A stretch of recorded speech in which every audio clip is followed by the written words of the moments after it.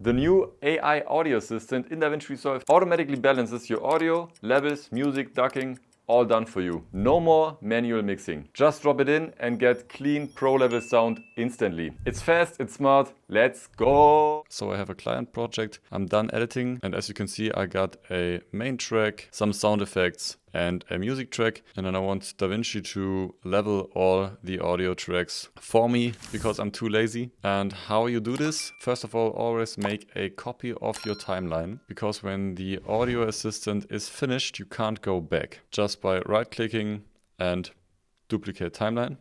Then in the copied timeline, just select timeline, AI tools, audio assistant. Delivery standard is where your video will be published. You can choose in these options. I will go with YouTube because this is where the video will be published.